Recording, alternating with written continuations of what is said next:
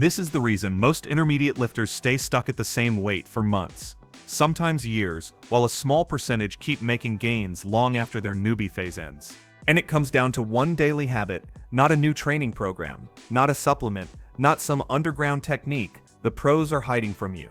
Tracking protein intake is the answer, specifically hitting a research-backed threshold of 1.6 grams per kilogram of body weight every single day. Now, before you click away thinking you already eat enough protein, stick with me here. A landmark meta-analysis looked at 49 studies with over 1,800 participants. And that research identified the exact threshold where muscle gains max out. Most lifters, especially intermediates, fall short of that number without actually tracking what they eat. Dr. Lane Norton holds a PhD in nutritional sciences, and he put it bluntly in a recent interview when he called total protein intake by far the biggest lever for muscle growth. Not meal timing, not protein distribution, not whether you slam a shake within 30 minutes of your last set. Total daily protein matters most. Here's what makes this finding hit different for anyone who's been lifting for a year or two.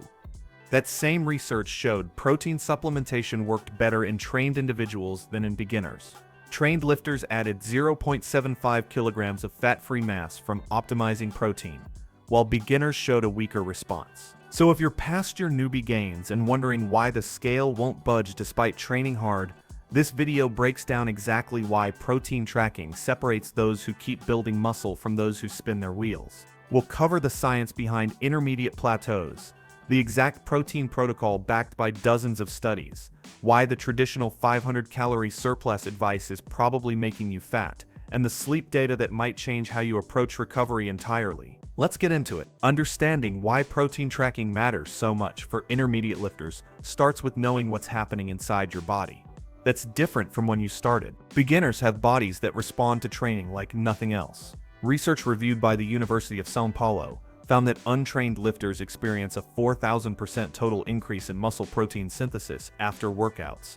And that's the process where your body actually builds new muscle tissue. But here's where things get frustrating for anyone past that stage.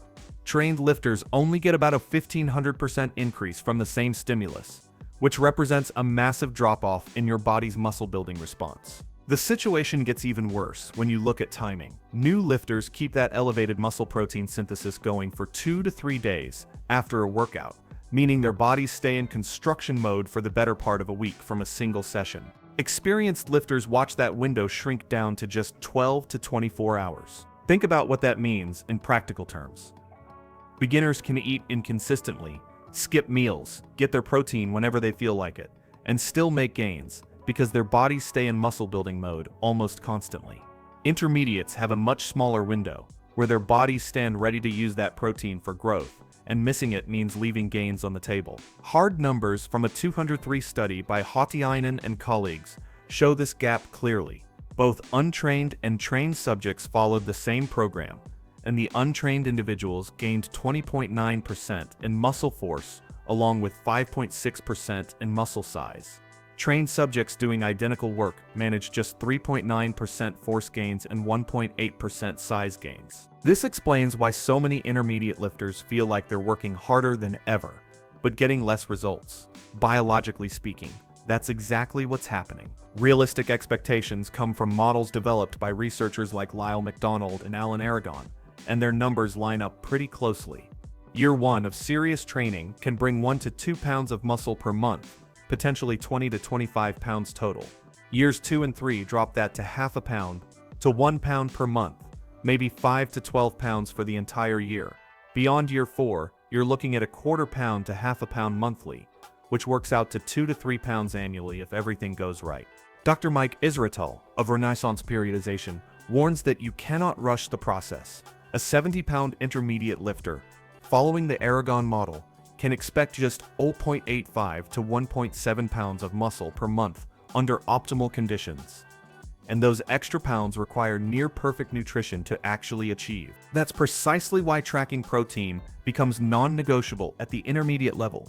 The forgiving biology that built muscle, despite suboptimal nutrition, has left the building. Every gram counts now. Let's talk about what the research actually says you need, because the numbers might surprise you. The most comprehensive study on this topic came from Morton and colleagues in 2018. published in the British Journal of Sports Medicine. Their team conducted a meta-analysis that combined and analyzed results from 49 randomized controlled trials involving 1,863 participants. And that's about as close to definitive as nutrition science gets. Their finding landed on a specific number, 1.62 grams per kilogram of body weight per day, represents the protein threshold for maximizing muscle growth, with an upper confidence interval extending to 2.2 grams per kilogram. Anything beyond that point provides no additional benefit to fat-free mass gains. Translating that into practical terms makes it easier to apply.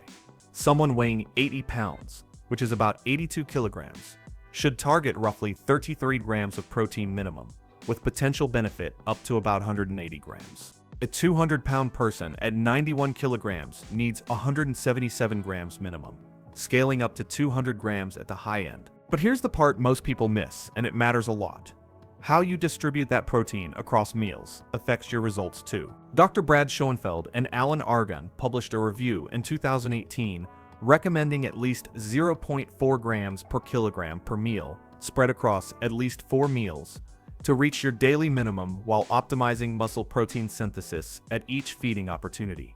A 2020 study by Yasuda and colleagues in the Journal of Nutrition tested this distribution question directly. Subjects eating with even protein distribution, getting at least 2.24 grams per kilogram at every meal, went up against subjects following the typical Western eating pattern, where breakfast protein gets skipped and dinner gets loaded up. The even distribution group achieved greater hypertrophy. The Marmaro study showed that even distribution yields approximately 25% higher 24-hour muscle protein synthesis compared to skewed intake. 25% represents a meaningful difference, not a marginal one. The reason this happens comes down to something called the leucine threshold. Donald Layman's research established that you need roughly 2.5 grams of leucine per meal to actually initiate muscle protein synthesis. And leucine is the amino acid that flips the switch, telling your body to start building muscle. Quality matters alongside quantity because of this threshold. A 70-pound lifter needs roughly 30 to 40 grams of high-quality protein per meal to hit both total protein and leucine thresholds at the same time. Dr. Lane Norton shared his personal protocol when he said, "I usually eat about 235 grams of protein a day, usually around 50 grams of protein at a meal. I have about 4 meals a day, sometimes 5. You might be thinking that tracking protein sounds tedious and borderline obsessive, and you're wondering if you can just eat more protein in a general sense without counting anything. Here's the reality that catches most people off guard. Without tracking, most lifters dramatically overestimate their protein intake because they had chicken for dinner and assume they're covered. When you actually add it up, when you track for even a week, the total often falls 30, 40, sometimes 50 grams short of the threshold where research shows gains maximize. The daily habit isn't about becoming neurotic about food. Having accurate information lets you make adjustments when needed, and tracking for a few weeks teaches you what hitting your numbers actually looks like.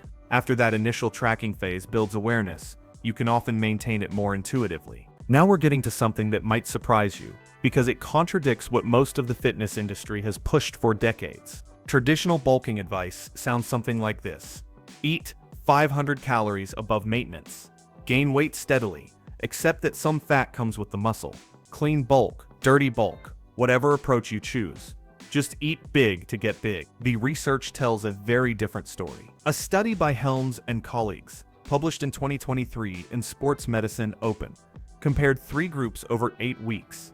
One group ate at maintenance calories, one ate at a 5% surplus, and one ate at a 15% surplus, with all 3 groups following the same resistance training program. The results should change how you think about bulking entirely, because there were no meaningful differences in muscle thickness gains between the groups.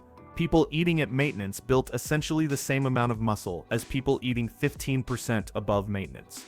What was different showed up in body composition. The 15% surplus group gained significantly more fat, meaning those extra calories didn't go toward building additional muscle. They just got stored as body fat. Here's where it gets interesting. The 5% surplus group showed potentially greater bench press strength gains than the higher surplus group. The aggressive bulk not only failed to build more muscle, it may have actually compromised performance. The researchers put their conclusion in clear terms. Faster rates of body mass gain primarily increase rates of fat gain rather than augmenting muscle hypertrophy or strength. This finding isn't isolated to one study either. Research by Garth and colleagues in 2013 looked at 39 elite athletes and compared a 500 calorie per day surplus against eating ad libitum, which means eating normally without a structured surplus. The surplus group gained 5 times more fat mass with no meaningful difference in lean body mass. 5 times more fat for the same muscle gains. So what should you actually do with this information? Dr. Israetel now advises gaining just about 0.5% of your body weight per week, which works out to about half a pound weekly for most lifters. Current evidence-based recommendations point to a modest 200 to 350 calorie surplus, not the 500 plus calories that traditional advice suggests. This turns out to be liberating information for intermediate lifters. Force-feeding yourself isn't necessary. Feeling stuffed and uncomfortable doesn't help. And accepting a bunch of fat gain that you'll have to diet off later isn't required either. A small controlled surplus combined with hitting your protein targets matches what the research actually supports. Protein does the heavy lifting for muscle growth. The surplus just needs to be enough to support the process without fueling excessive fat storage. We've established that protein tracking is the daily habit with the most actionable impact on your gains. But another factor determines whether that protein actually becomes muscle, and most lifters completely underestimate it. Sleep functions as the multiplier that makes everything else work or fall apart. The data here gets genuinely alarming when you look at it closely. A study by Lemon and colleagues, published in 2021 in Physiological Reports, examined what happens after just one night of total sleep deprivation. Not chronic sleep restriction over weeks, but a single bad night. Muscle protein synthesis dropped by 18%. Cortisol, the stress hormone that breaks down muscle tissue, increased by 21%. Testosterone decreased by 24%. The researchers described this combination as creating an anabolic resistance and procatabolic environment, which in plain terms means your body becomes worse at building muscle and better at breaking it down from one night of poor sleep. Long-term data paints an even more striking picture. The Nedelcheva study, published in 2010 in the Annals of Internal Medicine, looked at subjects during a caloric deficit, making it directly relevant if you're trying to cut after a bulk or doing a body recomposition approach. 2 groups went through the same caloric deficit, with one group sleeping 8.5 hours per night and the other sleeping 5.5 hours. The 8.5-hour group lost 3.1 pounds of fat and 3.3 pounds of lean mass, which represents decent results since you're always going to lose some muscle in a deficit. The 5.5-hour group showed dramatically different results, losing only 1.3 pounds of fat, but 5.3 pounds of lean mass. That works out to 60% more muscle loss and 55% less fat loss from just 3 hours less sleep per night. Sleep-deprived bodies preferentially burned muscle for fuel and held onto fat. Some actually encouraging news comes from a study by Sanner and colleagues in 2020, which found that high-intensity exercise completely counteracted the negative effects of sleep restriction on muscle protein synthesis. If you have a bad night, and everyone does sometimes, training hard the next day can rescue your muscle protein synthesis. Exercise provides a signal strong enough to overcome the anabolic resistance caused by poor sleep. But treating this as your regular strategy would be a mistake.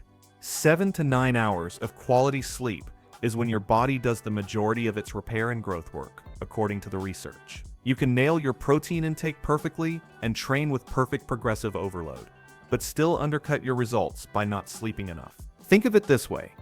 Protein provides the building materials and training provides the blueprint.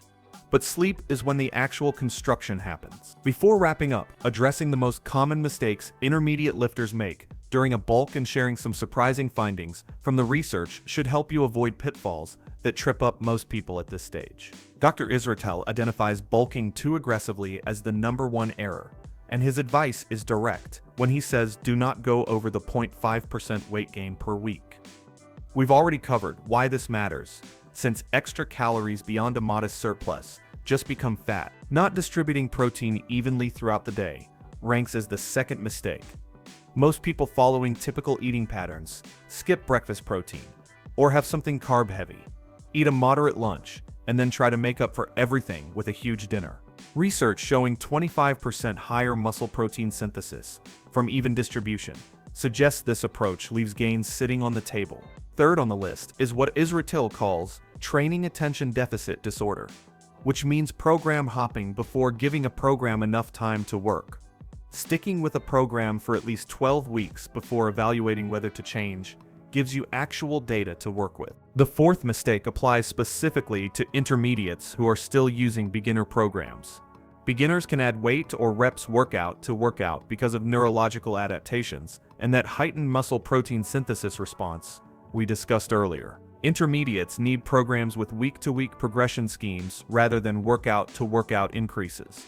Dr. Eric Helms adds realistic expectations to this list when he notes that some fat gain is inevitable during a proper bulk, unless you're completely new to lifting weights and proper dieting.